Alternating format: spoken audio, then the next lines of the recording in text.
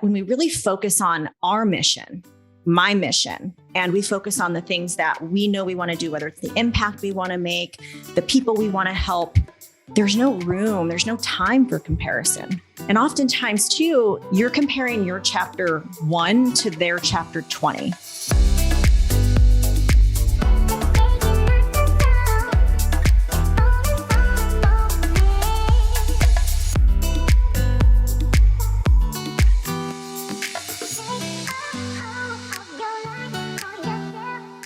Welcome to the Raquel Show. This podcast is for entrepreneurs who want to play bigger in business and in life. And today I am interviewing somebody special. As you guys know, I love to interview game changers.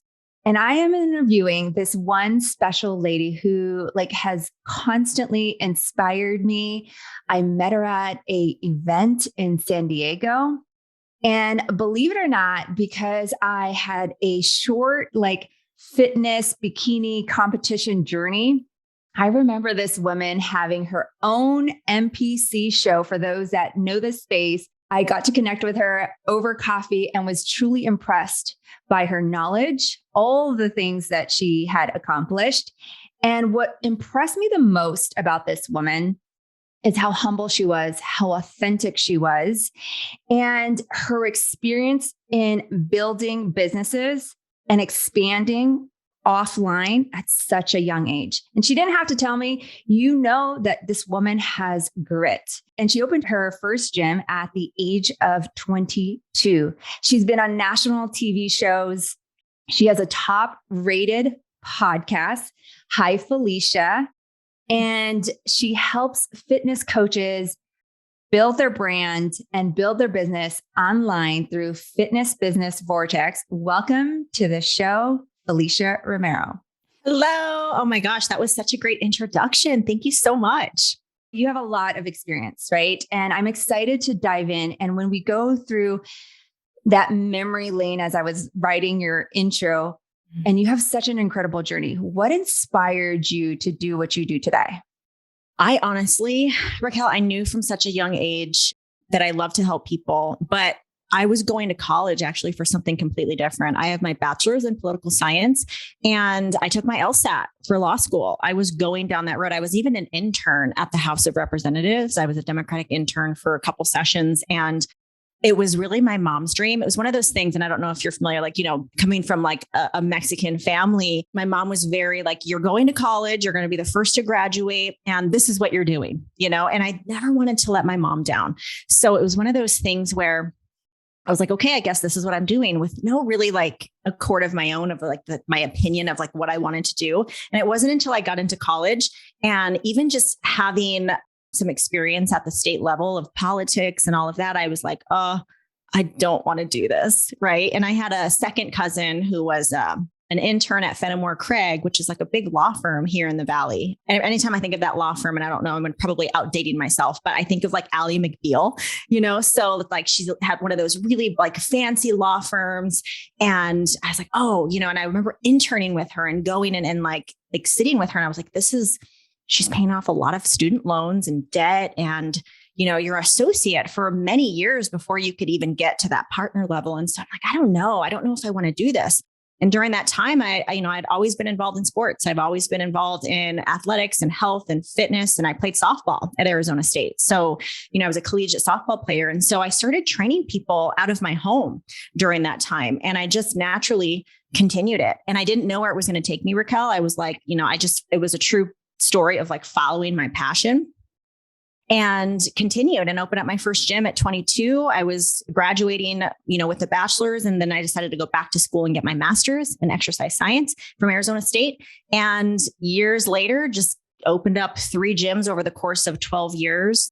I know we talked prior to you hitting record, and had bad partnerships, learned a lot of lessons, but also experienced what it was like to actually take an idea from what you think in your head and to see it tangible, to see it built out and see the gym. And it was a lot of great times. And I definitely miss owning a gym, but I just knew from a young age that I just loved helping people. And I just ran with that and continued, not really knowing where it was going to take me.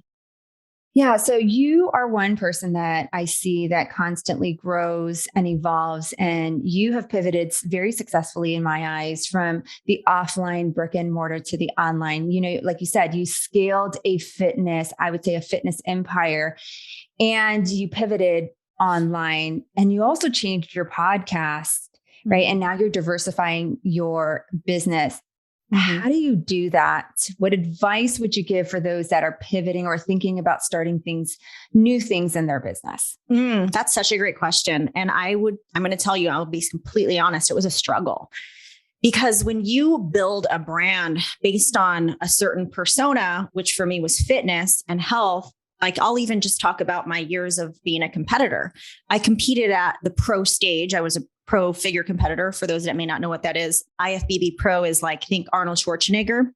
And I competed at like the Super Bowl competitions of what that is. So the Olympia, right? Yeah. So I competed at the Olympia for 6 years in a row. I was top 4 in the world at one point. And then, had the magazine covers and, got to travel the world and just, and compete.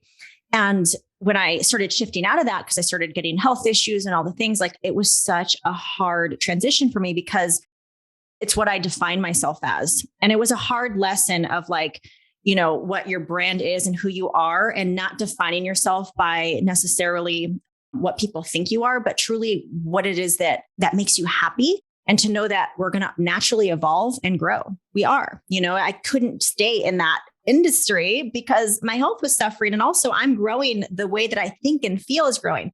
And one thing that I've known, or I've figured out through the years, and especially when it comes to brand building, is one thing that I've always stayed true to are my core values, And so I make sure as I'm evolving into different, whether it be fitness, into business coaching, or offline into online, that's something that I've always really stuck true to, were the core values that I felt really strongly about. But I will say, for those that are, have this like nudge to pivot, it's not an easy thing. And I would say, it's one of those things where once you start pivoting, once you actually start doing it, I feel like a lot of women, especially, they feel like they have to make this big thing out of it. Like, oh, I'm this grand, change. It really doesn't have to be that way. Right? We can just start talking about the things that we're passionate about. Maybe if you were this one way and you've become a little bit more spiritual, just start talking about your spiritual journey, or if for me, I was all health and talking about weight loss or self-love or body acceptance. Now talking about, business tactics for fitness coaches, you have to just start doing. Right. And naturally, you're going to be able to, it's going to get a lot easier for you. Well, you've done it absolutely beautifully. I mean, this woman has been on 8 front magazine covers, right? And to be able to say what she just said has so much power in that. Is there anything that you would change or do differently knowing what you know today? Yes, absolutely. I was just talking to a friend the other day because I'm an Enneagram 3. Perfectionist, and I'm also very competitive with myself, that I tend to make the process and the journey harder than it has to be. So I put so much pressure on myself to succeed or do well or, win the competition or whatever it is, that I kind of lose sight of what it is, right? I lose sight of the fun and the journey and really just slowing down to smell the roses. And so it was always the next thing for me. And this is something I still struggle with. I often have to like really stop and sit in gratitude as I've gotten older, because I can get stuck in the what's next. I need more. Oh, I've hit this income goal. I need this income goal, or I've done this. I need to do this. And so I wish that I could go back. I don't regret any of my past by any means, but one thing that I would tell if I had to, give advice to my younger self is like, just enjoy yourself, Felicia, have fun. It's really not that serious. It's like, it's okay. Have fun in the process. And just, if I could just add more gratitude in my 20s and just really enjoyed the process, that's what I would have done. Oh, so good. Enjoy the journey. Mm-hmm. You said something that you're very competitive, and most entrepreneurs are competitive. And you said, I'm competitive with myself. Is there ever a time where you start comparing yourself to others, maybe even online, or, compare yourself and say things that I should be further along than I am? And what advice would you give to some of our audience that may be feeling that way today? Absolutely. I think it's natural. I think you're human when you do those things, right? It's what makes us human. We're going to have those shadow aspects of ourselves. And so absolutely I have. And again, I know this is so cliche, but like a gratitude practice has been game changer for me. And one thing that I've really practiced this last year, 2 years is 1 foot in gratitude and 1 foot in desire, and really stopping the comparison game. Because comparison is I know now, and I have enough self-awareness now that when we compare, and this is, if you're listening to this right now, what happens is it causes this energetic leak within us. And we spend so much energy on the things that we're lacking or not, the things that we don't have, that it actually creates more of that, right?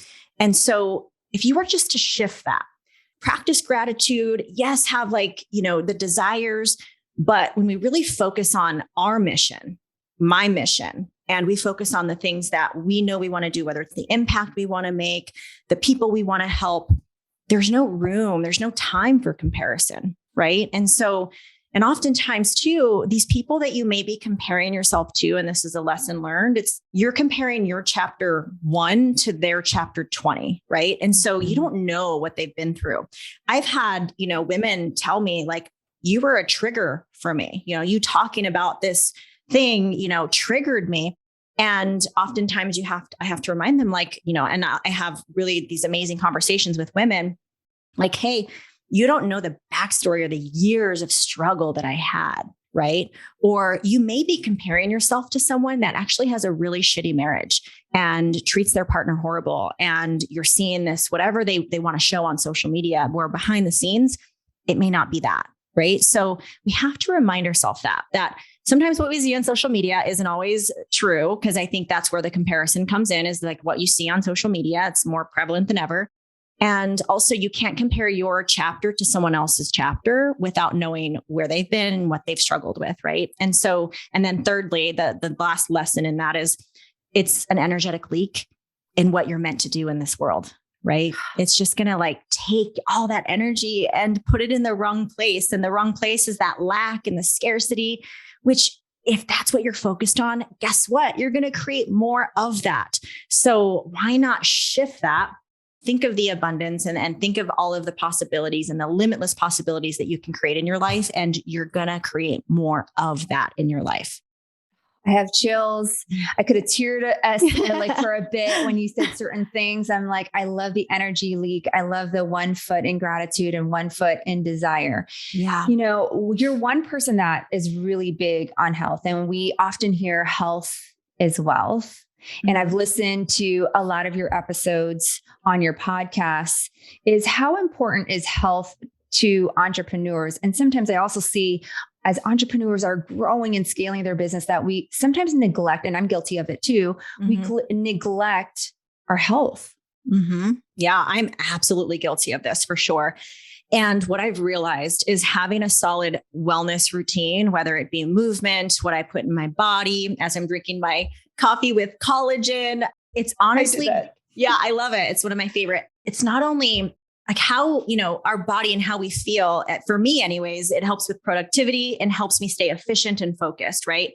But I know, again, for me, my wellness practice has zero to do with how I look physically and everything to do with it helps manage my anxiety, helps keep me focused, helps actually manage overwhelm, right? And so if I don't serve myself, whether it be having my movement practice in the morning and exercise and whatever that may be, it's hard for me to serve others, right? And so it just releases. And I always say that exercise for me is my form of meditation. And it really helps me stay centered, helps me stay grounded. It uplifts me. It helps with my anxiety, helps with overwhelm. And I know that at a time when I wasn't taking care of myself, I was barely eating, I was barely getting any sleep. It causes major burnout, number one. Number two, you're actually going to end up hurting yourself more than helping yourself in the long run, right? And so sleep has been a big one for that, where I used to pride myself on zero sleep, right? Hustle culture. I'm not getting any, that used to be kind of a badge of honor for me, which it absolutely is not. And I will attest, I'm going to be 40 this year and in June. And people are always like, oh, you don't look 40. I always get that. And I'm like, you know what? It's sleep. I get a solid 8 hours or 9 hours a night. And Keith knows, my fiance, he's like, Felicia needs her sleep. He knows not to wake me up in the morning. I need my extra sleep. But I honestly feel that has helped me in the aging process as well, getting really good, solid sleep. Oh, I could so relate to, a badge of honor, zero sleep, or I can operate in 3 or 4 hours of sleep. But now, as you get older, it will hit you and it will affect you. And it's super important to your energy and your well-being. Yeah. I know so many business owners I was one of them. It's I got to this place where I was so burnt out that I wanted to burn everything to the ground. I was so tired. And it was because obviously I had created a business, that operated with not a lot of boundaries. The business model I might have created more work versus less work. Right. And so that's where even the last couple of years I've shifted and now really create an alignment. I know, okay, if I want to scale my business, is taking one-on-one clients in the online space or virtually or personal clients, is that really smart for me to want to scale? Or if I know that I want more time freedom, is creating a business model that has me take on more one-on-one clients going to help me or hurt me? And I'm like, that's not what I want to do. For me, I want to scale. I want, less time and more freedom. And so, or I guess, more time for myself and more freedom. So what I create now are group programs, the one-to-many business model, to where I don't necessarily have to work in that one-on-one space. And I love that. I enjoy that. That's one of the reasons why Annette and I created the mastermind, right? It's one of these things where we don't necessarily have to spend a ton of time. It's all group type studying, but it's still just as much of an impact, right? So that was another thing for me to really to shift my mind around, that I can only make impact if I work with people one-on-one. That has been a huge game changer in perspective for me, that I can still have just as much impact and people have less access to me and less proximity to me in that one-on-one setting, right? And that's okay. I can still have just as much impact. And that's been, a game changer for me the last couple of years, and just the type of life that I want to create, the residual income that I want to make, and the passive income that I want to create. That has been completely game changer for me the last couple of years. So good. The whole one-to-many, I couldn't agree with you more. And what I love about your thinking and Annette's thinking is that you guys decided to collaborate together. And a lot of times some people think that, we shouldn't collaborate together. I've been through bad partnerships, and you even mentioned it early on. What would you say to people that are thinking about a partnership or thinking about collaborating together for a bigger purpose, a higher mission? I love that. Yeah, I know when we got together, I would say that, making sure that your values match. And honestly, there's a really awesome dynamic with us where she's a little bit more flow and I'm a little bit more systems and processes, right? And so it's just a really good balance between the both of us and our energy. And we get along even beyond the business, right? So we have that business working relationship and I also, the integrity is strong with both of us, right? And the emotional awareness and the emotional intelligence that we both have. When you have two women who come together and you don't have the emotional awareness or intelligence to be able to communicate effectively, it's not going to work, right? So we both knew that from the start, that we had this certain level of integrity and respect for one another, but also the emotional intelligence and awareness. We both have done so much work on ourselves that, if anything were to arise, we know we could squash it right away. And we have, right? And I would say it's one of those things where the core values have to align when moving forward. And then having this, also this working relationship where we know that if certain things pop up, we know the difference between personal and business. And also too, we've been really good about assigning certain roles within ourselves as well. Right. And we tend to really, if I know that I'm really great at something, I'll give you an example. I'm really great at follow-ups and reaching out to people and texting and things like that. Whereas Annette, being a little bit more, she's Enneagram 7 and a little bit more flow, she may not respond right away. Right. And so it's one of those things where we know that that's my strength. So, hey, if a client or a mastermind gal reaches out, I'm more than likely to respond quicker than Annette. And we know that, right? We know that. And so we're okay with that. So we have just assigned these roles within our partnership that has really worked for us. But bottom line, having the integrity, having the mutual respect for one another, and being able to communicate effectively has been what has made our partnership so successful. Love, love, love all of that. Love everything that you said about like partnerships. And I think one of the things people, when they get into partnerships is how, because things are not perfect in partnerships or in any relationships, it's how effective we can communicate. So for those that are in partnerships, or for those that are thinking about partnerships, how would you advise somebody if there was a conflict or there was an issue, so that their first thing is like, this partnership isn't working, right? Or their first reaction isn't, I want out. Yes. Oh, that's such a great question. You're committed to a group program to serve these people, but sometimes things happen. And I see it all the time with people that have created partnerships. Yeah. I would say first and foremost, get it out on the table quickly. So don't let it fester within you, because then what happens is assumptions are created and you start creating these stories in your head that just aren't true. Right. And so that's why if something were to arise quickly, if something rubbed you the wrong way, get it out on the table quickly. And don't do it through a text, like get on the phone and talk about it. And again, that's where the emotional intelligence and awareness comes in. If something pops up with Annette and I may have said something during a call that like, oh, I didn't really agree with that. She's like, hey, Felicia, can we chat? Sure. Let's chat. And we hash it out. Right. And it's just, again, it's a level of emotional awareness, really. It's this, and it's not letting it fester. Because again, as women, I can do this with partner, like my fiance. If he says something or does something and I don't say anything and I just let it sit inside me, what happens when I'm thinking of all these scenarios? I'm creating stories in my head that just aren't true, right? Also, if you are only communicating through a DM or text, things can get misconstrued. You have to be able to talk about it, to get on the phone, to have a face-to-face, get on a quick Zoom call, because you'll realize that things can be squashed fairly quickly when you communicate quicker than letting it just sit there. Yeah, so good. We consult a lot of businesses and a lot of leadership teams, and we call those the run to conversations immediately. When things come up, you've got to run to that conversation like your life is like in fear, or your life is something's going to happen, because like you said, when we don't do that, things and assumptions happen for sure. And stories get created. So I want to switch gears and I want to talk about what you're really known for, and what I love seeing online is you do an incredible job with brand. Thank you. And if somebody was to get started and really focusing, and I'll never forget our coffee, you're like, I'm so focused on content. I'm like, what is content?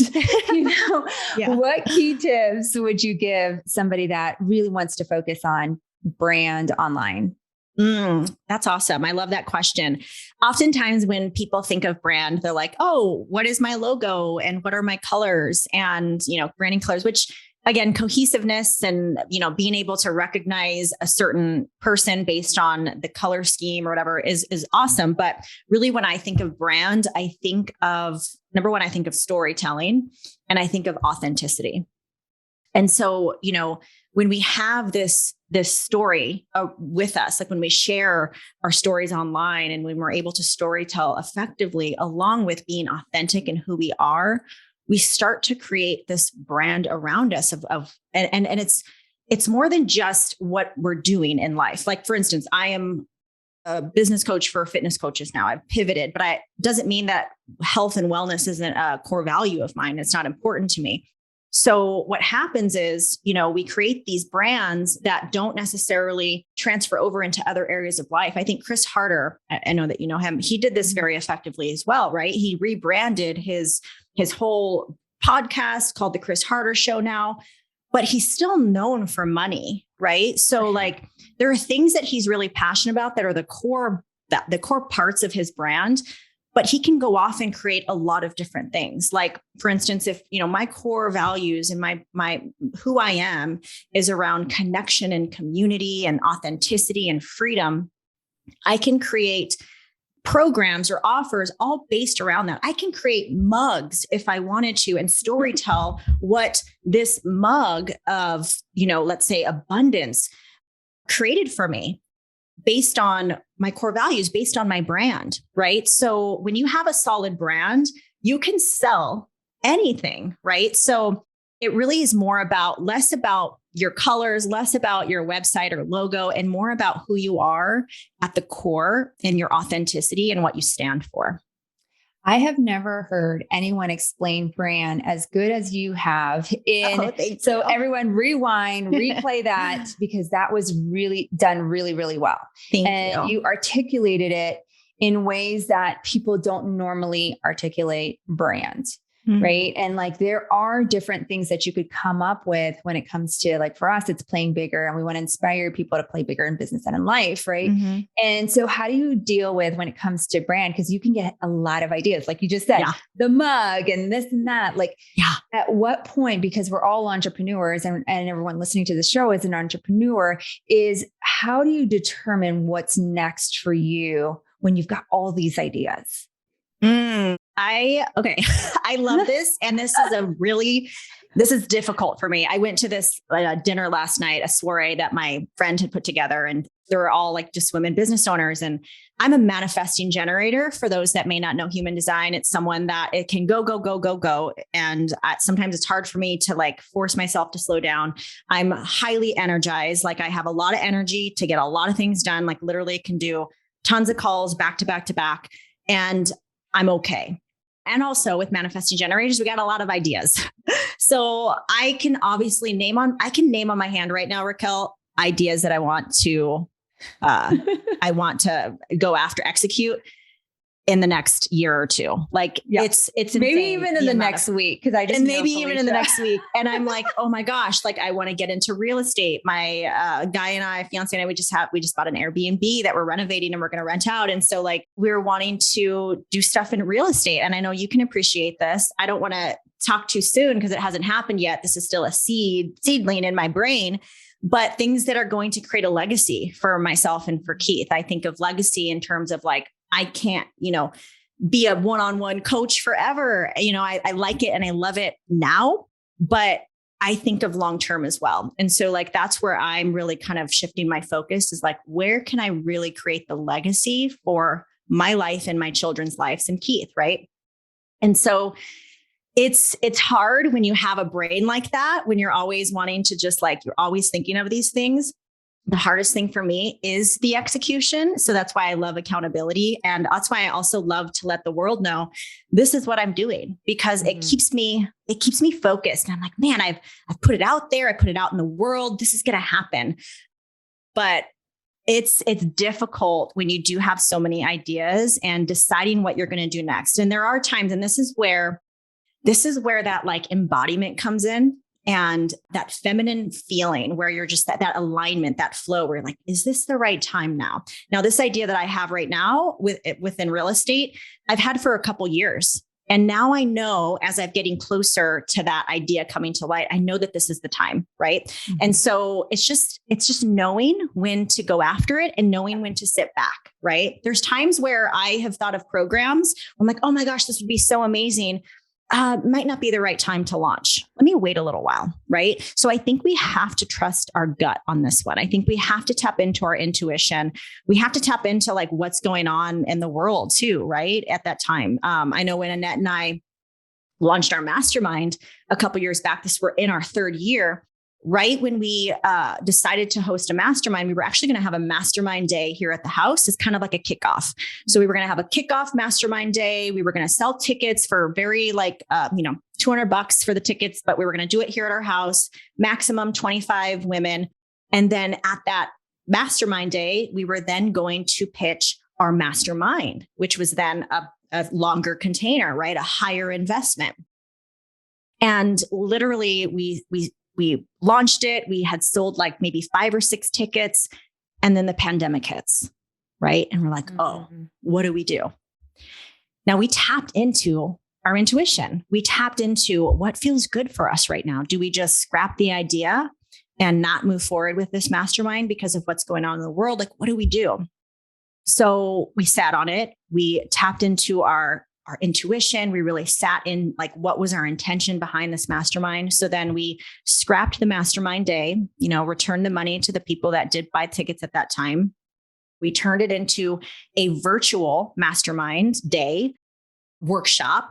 We had like over 60 women show up virtually, and we pitched the mastermind then, but we also adjusted our mastermind price. It's the pandemic, right? We're like, well, should we charge, $5,000 for a mastermind? So we cut the price in half in our first mastermind because we knew that that's what we felt in our hearts to what we needed to do. But also we knew we didn't want to scrap the idea, right? So we went forth, we did it. And we served 18 women in that first mastermind, 17, 18 women. And we are so glad that we did, because now it's led us here. We've tripled the price. We now are aligning. Now we have a retreat aspect to it. 2 years later, pandemic, stopped that in the first couple of years. And we didn't give up on the idea. So that is an example of us really tapping into our intuition instead of listening to our brain and being really logical about it. Because sometimes in business, in order for quantum leaps to happen, in order for you to have this expansive growth, sometimes it's not logical. Mm-hmm. It's not logical for someone to pay me $10,000 to work with me one-on-one. That just isn't. When we think of logic, it's an emotional experience for them, because they desire to be a certain place, and they think that calibrating that energy, because money is energy.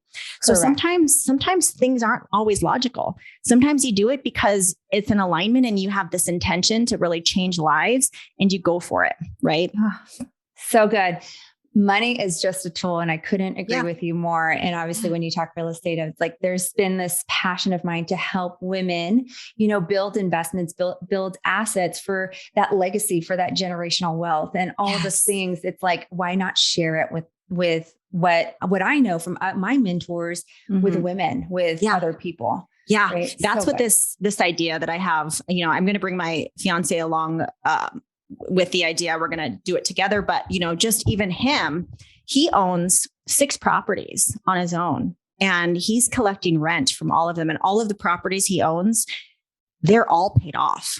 He has taught me so much when it comes to just investing and thinking about the future, because I never really thought about the future. Everything for me was in the now, and all of everything that I ever did was like, what's gonna, what is good for me at this moment.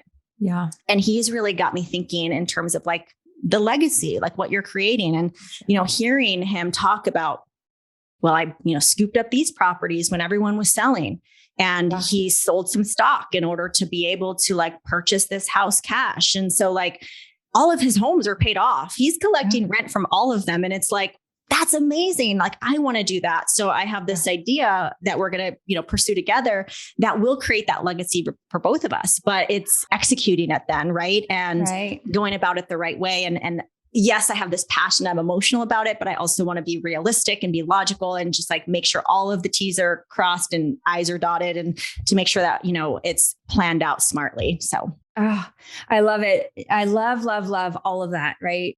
Because there's nothing better than when you can create a legacy, because really why we do what we do today is for a higher purpose, for our core values, for a bigger mission. And it's what we leave behind, right? It's that generational knowledge, the generational wealth, right? And I remember a mentor telling me that poor people do the wrong things, rich people do the right things, and wealthy people own the right things. And Keith is totally like on that path of thinking of like, this is how we're going to structure. I mean, too often I think we think about how do we scale our businesses, and then how do we scale freedom, right? But how do we multiply wealth? And that's really something that's on my heart that I really want to get out there later for sure. I love that. So good. So you continue to show up online. And I love your videos. So if you don't follow Felicia, make sure you follow her on Instagram, and we'll also put it in the show note. How or do you ever deal with imposter syndrome? Because you're very consistent with content. Yeah. I would say I don't deal with it as much anymore. I mean, it may pop up every now and then. I'll give you an example. So in December, I hosted an IG Live Summit. And so during the summit, I wanted to interview 10 entrepreneurs or people in the online space for 15-minute interviews. And I was also doing cash giveaways each day, with the followers if they text a certain number. And part of me was like, I'll just reach out to people that I already know, people that I already have built friendships with, because it'll be an easy conversation. And, but then I started thinking, I was like, no, why don't I reach out to people that I haven't had any contact with, and people that are doing bigger things than I am, right? That have not necessarily like bigger followings, which again, I went after, but just bigger names, bigger people than what I was doing, and people that I didn't know. And I did. And I was like, I'm going to do it. So I reached out to people that are well known. Right. And I was like, part of me was like, oh, they're probably going to say no. So I think that's where the imposter syndrome came in. I think sometimes when we put people, and this is again, a lesson learned, that you don't ever want to put people on a hierarchy. We're all just people, right? We're all just people. And also I'm successful too. Like, why could I not reach out to these people? Why do I have that? Like, well, they're going to say no. Like, who am I? So I think it does pop in at times when we put a hierarchy on people and people in certain positions or certain situations. And I think that when we stop doing that and we ask anyways, and we send the email anyways, and we send the text anyways, it really eliminates that. Because again, at the end of the day, we're all people, right? We're all people. And honestly, most of the people I reached out to said yes. And we ended up getting on this amazing conversation. And I ended up taking all of those audios and turning them into podcasts, which was awesome. But send the scary email, send the scary message, send the scary DM. What is the no isn't fatal, right? Yeah. And I got a couple of like no one responded, right? Which if we were to take that personal, which a lot of people do, like, oh, like, why did I do that? Or no one likes me, or it's not about that, right? Mm-hmm. And again, when we stop making it about ourselves and more just stay like consistent with our mission, you'll realize that we're all just people at the end of the day. So I guess I do experience it at times, that just sparked that memory of just, being afraid to like send it out. I was like, no, Felicia, just do it. But for the most part, when I create content or when I show up online, I don't really have any imposters. And actually content creation is fun for me. I enjoy it. It brings out the creativity in me. So I don't have any imposter syndrome when it comes to creating content. So good. You help a lot of people in fitness space, like scale their businesses. You also have a mastermind that we talked about that brings women together. And I love that. And you help them also scale their business. And you're one that you even said in today is that you also invest yourself in masterminds and like coaches. For those that are looking at masterminds, what advice or what are things that they should consider when they are trying to find the right mastermind or the right group program? That's a great question. I would say you definitely want to make sure that you know the kind of mastermind you're getting into in terms of, because there's a couple ways that people can, lead a mastermind. And there's a very lean back approach where you bring this group of people together and you have conversations, right? So it's very lean back. Like the leader would be more of the responder, where you maybe ask a question and everyone shares what they're going through, and you share similar stories, or you share solutions that people can, and everybody is speaking and everybody is giving their opinion or their solution or whatever it may be. And then you have masterminds that are more teaching mode, right? Where the leader is teaching you a certain thing, whether it's business tools and strategy and whatever it may be. So if you are looking to invest in a mastermind, I would ask yourself, what are you looking for? Are you looking for more of the teaching aspect of someone to help you get from point A to point B?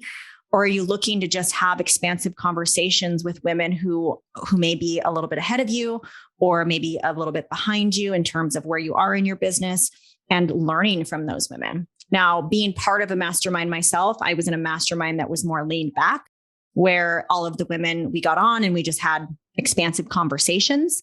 It wasn't really teaching or coaching or anything like that. It was more just mentorship. Mm-hmm. Whereas like the mastermind that Annette and I teach is a mixture of lean back, but also tactical. So I would really, if you're looking to invest in a mastermind, ask yourself, what is it that you need? What is it that you desire?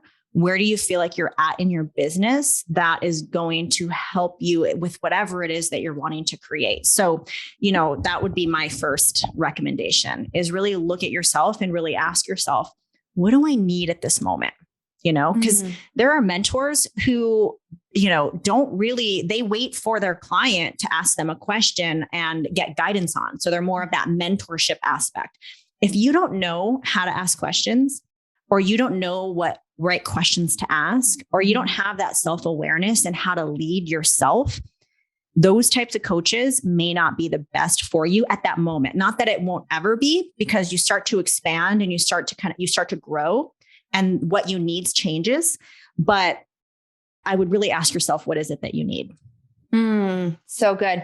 And I could go on forever and speak with you about so many different things, so many different topics. But one question that I ask all of our guests as we wrap up is, what is one thing you do, Felicia, to play bigger in business and in life? One thing I do to play bigger. Well, I practice this often, but I am always visualizing my highest self. And when I make decisions, whether it be investments, when I think of like people that I want to work with, I always think like, what would the higher self Felicia do at this moment?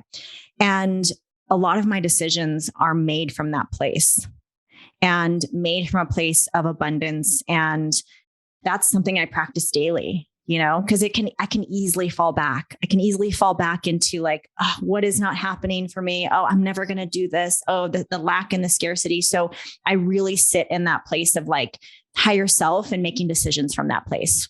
Oh, so good. If you have loved our conversation, and I'm sure a lot of you guys are going to rewind and replay this episode, where can people connect with you, Felicia? Yeah, I'm super accessible on Instagram at Felicia Romero. I have the Hi Felicia podcast Instagram and the Fitness Business Vortex Instagram, where if you want to learn more about how to become involved in that, it's for fitness coaches, wellness coaches who want to scale their business, create aligned offers, and really create an epic online fitness business. That is the place for you. Yeah, or FeliciaRomero.com. There's ways that you can get a hold of me there. But yeah, those are the places I hang out the most. Make sure you connect with Felicia. She hangs out most with on Instagram and all these other things. And she's got lots of different outlets for you to connect with her. If you have enjoyed this interview, please share it on Instagram and tag Felicia Romero and share some key takeaways that you've learned. And don't forget to leave us a review. I appreciate your time, Felicia. I know you're super busy. So thank you, thank you, thank you. So grateful for you and our friendship. Absolutely. Thank you.